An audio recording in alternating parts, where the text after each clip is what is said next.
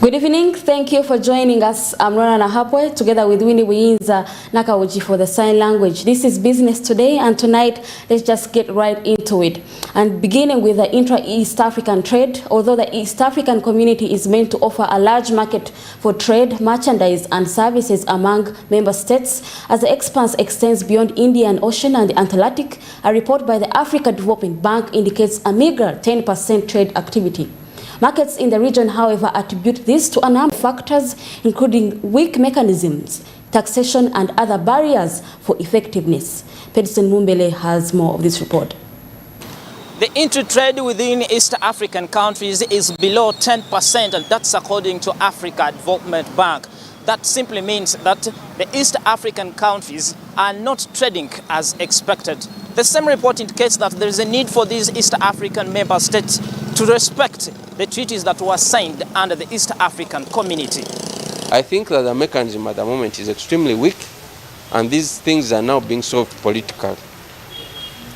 We need some kind of trade disputes tribunal at the EAC that's effective, that has teeth, that can penalize countries that engage in such uncompetitive behavior.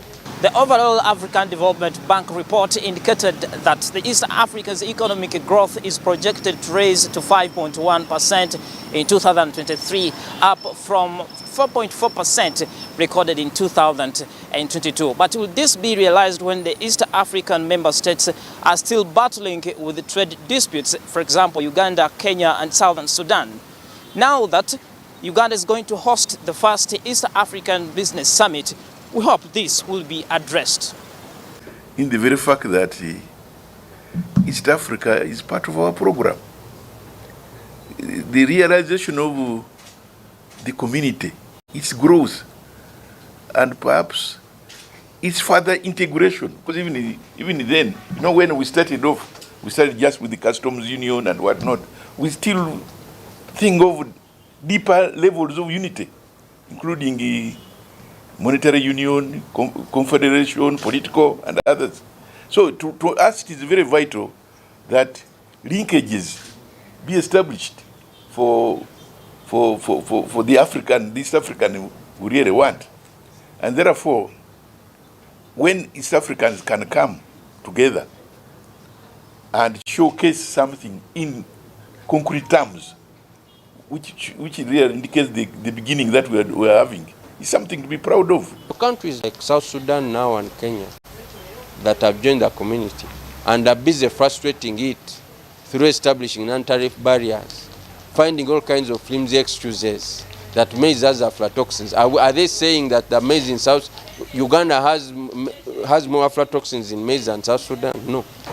So they are really using it to block the market.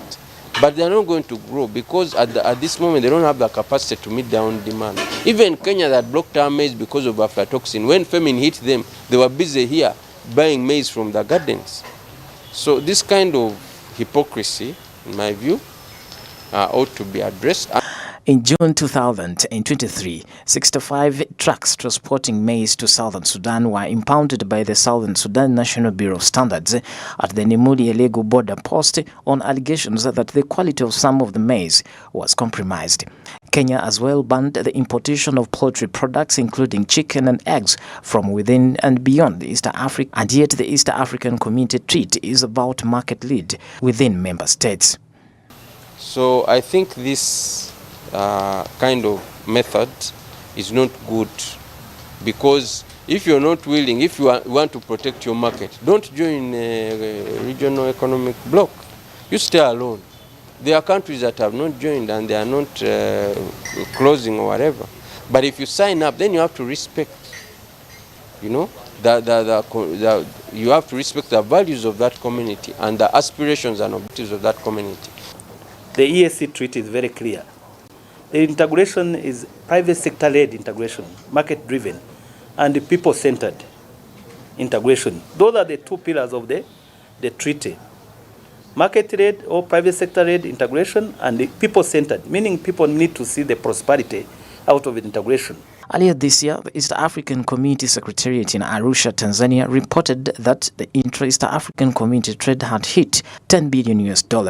That came as the regional bloc assessed Somalia's readiness to join the bloc.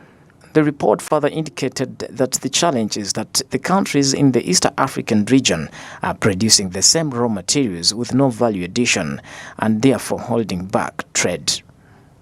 Pedson Mumbere, Smart 24 TV, Business Today. Now, members of Parliament or the Physical Infrastructure Committee have maintained rejection of the 735 shillings slapped on purchase of digital number plates by the Ministry of Works and Transport. Rejection is linked to the exorbitant price that legislators find unaffordable for many Ugandans. In an attempt to justify this pricing, the Ministry of Works was kicked out for presenting documents that lacked confirmation of the respective minister and ordered to reappear next week.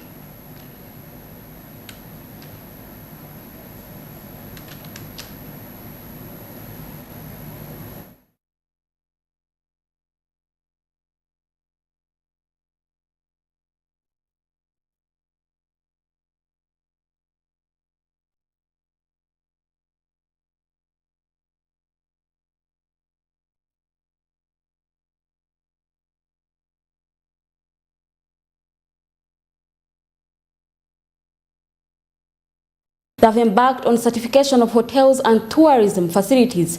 These are set to undergo a comprehensive grading and classification process after 5 years of negotiations to alleviate Uganda's tourism competitiveness in the East African region while conforming to the international standards. As the country experiences remarkable growth in tourist numbers and foreign exchange earnings, this move is benchmarked on the elevating the hospitality sector to greater heights. Take a look.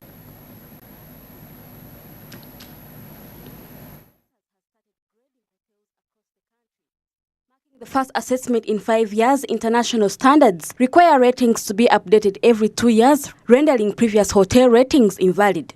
The last one was done at the beginning of 2018, and we had a bit of a gap, and of course we all appreciate that COVID came in and disrupted everything. So for the last 5 years we were not able to carry out this exercise of classifying and grading the accommodation facilities. According to the international standards, even when you're classified and graded, after 2 years, you need to be validated for you to maintain that status of, if you are, say, a 5-star, because sometimes the hotel facilities upgrade, and sometimes also, they drop down in their standards, maybe because maintenance of the facility is not being kept up to date, or the service with the staff. So you could actually be brought down with the star that you are in terms of the grading. Work together in a coordinated manner to develop the quality of accommodation and catering facilities for visitors within the region. So we are aligning ourselves not only to our own needs as a country, but also to the East African community. The classification and grading exercise is a very vital component of marketing our tourism destination, as well as the standards enforcement. Once successfully done, it will create a positive impact because of the improved quality of tourism products and services offered to the travelers. With 3,800 hotels in Uganda, 95% privately owned and 86% by Ugandans, the sector plays a vital role in the country's economy, providing 90% of all employment. Jean Byamugisha highlights the current focus on providing guest experience to attract more direct investments. It's just not that you get up one day and say we are going to grade and classify the tourism sector or the hotel sector. There's a lot involved for this exercise to start or even to go on. First, the first point, you have to sensitize the private sector about it. because I've been in this industry for a long time, and I was here when we did the first breeding and classification, and I know the problems that arose out of not being sensitized. Because just remember, the private sector has done a lot of investment, and their expectations, someone gets up and say, my hotel is supposed to be a 5-star, and who are you to call it a 3-star? Hotels in Uganda, you charge 5-star prices for 2-star service. You cannot address this until you have been able to regulate the industry, and that is what grading and classification is for. And you cannot regulate the industry until you have buy-in. Right now, it is still voluntary. Somebody can say, I don't want to be classified. And we don't really have laws in place that will make it compulsory just yet, which is why the chairperson said it took 5 years of negotiations, of explaining and getting buy-in from the hotel owners themselves. And again, looking at it from the angle of the guest. For us, the guest is king. You know, if the guest complains, we have to be able to find solutions for that. So with grading and classification, you as the guest, we are putting the power back into your hands. When you go to book a hotel for your family holiday, even for your own staycation, and the hotel is charging you $300, you already know and anticipate your experience in that hotel. If a hotel charges you $20K, you will be able to manage your expectations so that you don't go in there and then go on social media and say, Ugandan hotels are ugly, Ugandan hotels are cheating us, because you did not manage expectations, but also because you were not protected. This hotel on their website markets themselves as, we deliver we are a 5-star, but with 2-star prices. And for those of us who are cheap, we run for that, and then we come to social media to bash that establishment. The classification process relies on the criteria set by the East African Community Standards, established in 2006 to implement treaty requirements for Tourism and Wildlife Corporation. Quality remains a significant focus, grading hotels, lodges, and other tourism facilities. Level of service, the quality of service, the quality of facility. If you don't have a swimming pool, can you be a 5-star? No. So there are certain amenities that are required for you to be graded a 4-star or a 5-star. The level of service, as it was already explained eloquently by Jean, you know, you don't expect a staff trained at a certain level, you know, which is very low, to be serving in a 5-star. So that's where the grading comes in, from the look of the facilities, the quality of the facility. By the way, even the sizes of the rooms. If you're a 5-star, your toilet should measure a certain size. Your bed size should measure a certain size. Your ventilation, your door, you know, all those is what determine the quality now. Minimum requirement for you to be licensed. Yeah. Do you have a signpost? You know, is there security? When guests come there, are they going to be secure? You know, so there's a whole long list of minimum requirements. Yeah, I have moved with some of you all over this country. We have been to places where the toilet is just next to the kitchen. Isn't it? Yes, Patricia agrees with me. You know, some of those places, yeah? Is UTB going to license them? No. This development comes at a time the East African community is rooting for strategies to sell the region as a single tourism market destination to the world. Uganda is witnessing significant growth in the tourist arrivals, soaring from 844,000 in 2008 and 2009 to 1.5 million in 2018 and 2019, with foreign exchange earnings tripling, reaching $1.6 billion from $590 million in the same period. The goal is to hit $3 billion by 2024-2025. Ronana Habwe, Smart 24 TV, Business Today. Back to our previous report, which had a small technical glitch, of which we apologize for, by the way. Members of Parliament on the Physical Infrastructure Committee have maintained rejection of the 735,000 shillings slapped on the purchase of the digital number plates by the Ministry of Works and Transport. Rejection is linked to the exorbitant price that legislators find unaffordable for many Ugandans. In an attempt to justify the pricing, the ministry was kicked for presenting documents that lacked confirmation of the respective minister and ordered to reappear next week. Samla Hanifa has more of this report. Kampala City Traders Association appealed to the Committee of Physical Infrastructure last month to help them push government address the matter of digital number plates. Today, the Ministry of Works and Transport appeared before the committee to discuss the above matter, but they came with documents which lacked the minister's signature, forcing the committee to doubt their authenticity, and later this team was chased out of the committee to bring better documents next week on Tuesday. That are not signed. Are we proceeding on well to discuss documents that are not authentic? Are we proceeding on well, Mr. Chair? The Honorable Senior Elijah Cooper. These are the same people discussing the same documents. We are not going to accept documents in piecemeals. My view, I want to second that they go back, reorganize themselves, and then they come back on Friday as you have guided.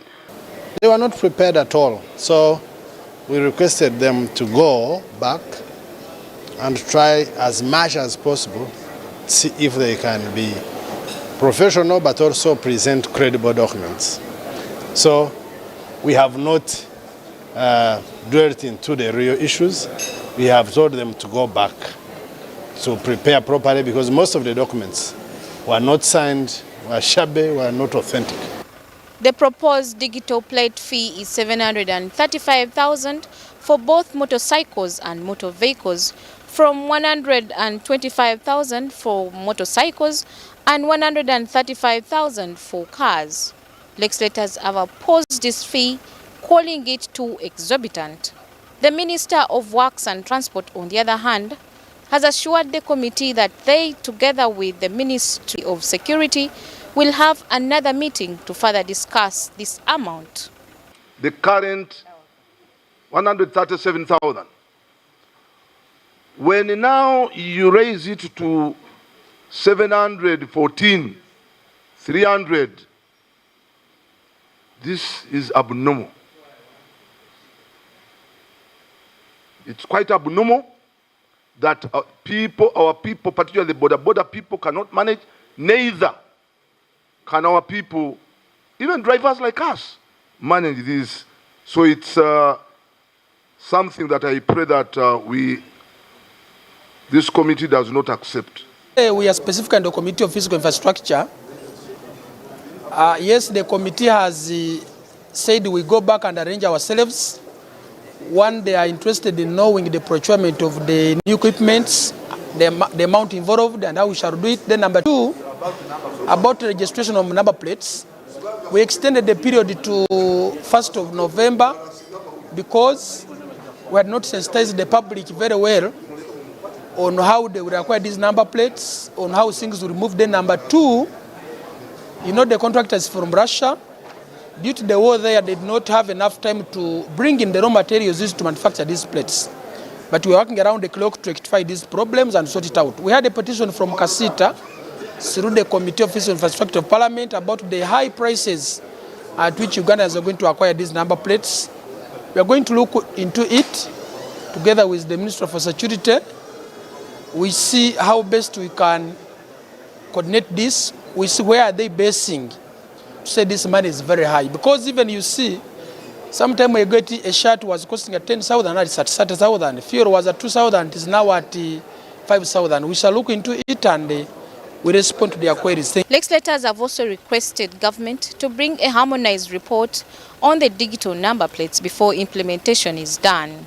According to the members, Parliament adopted both the majority report and the minority report on the matter above. The Minister of Works and that of his security went ahead to implement a program whose a program without the harmonization. And Parliament requested the Minister of Security to table the harmonized position. Up to now, no such a document has been tabled. Mr. Chair, it is a very vital document that we must base on. So I don't think that we are still proceeding on well for us to handle this very matter without that harmonized position. Chair, I am glad that government recognized its unreadiness to proceed with this intelligent vehicle monitoring system and decided to defer implementation until after sorting out a few issues. I want to concur with what Honorable Barimwezo said. The House adopted both the minority and majority report, and there is need for us to know what position government has taken on the recommendations in all those two reports. As shadow cabinet, and specifically myself as the shadow minister, I raised these issues in the Committee of Infrastructure, which was jointly attended by the Committee of Defense. We raised the minority report, and the House adopted that report. So we are waiting for a harmonized report of the two committees of Defense and Infrastructure. However, government has gone ahead to implement something rejected by Parliament. So we feel at that level, the implementation process is null and void. It can only be validated by putting in place a due diligence team to ascertain the existence of this company and whether it is registered and domesticated here. So any collections made are illegal collections because the process is still irregular. Both stakeholders and legislators have called on government to reduce the digital plate fee to an amount which is affordable for an average Ugandan. The process of registration has, however, been pushed to November this year. Sam Lanifa, Smart 24 TV, Business Today.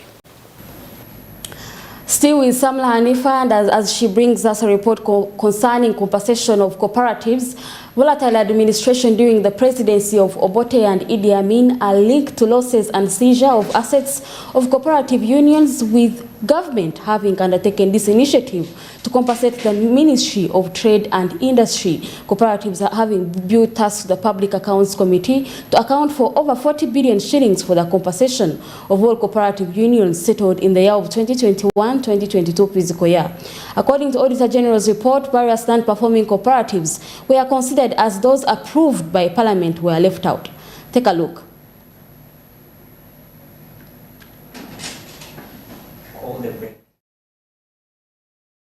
Break from here, but we will return with more. In case you would like to know, we have a special guest that is going to help us understand the Kampala-Djibouti trade route and what it means for the business community. We will take a short break, but we will return. Stick around.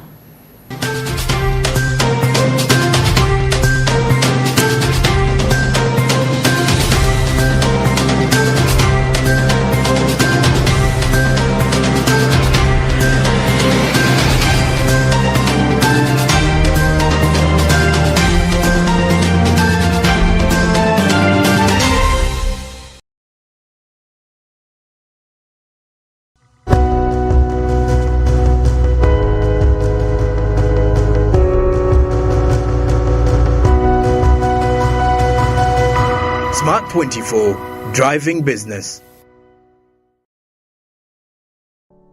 Luxury redefined at Seasan Hotel. As you indulge in the splendor of elegant living, feed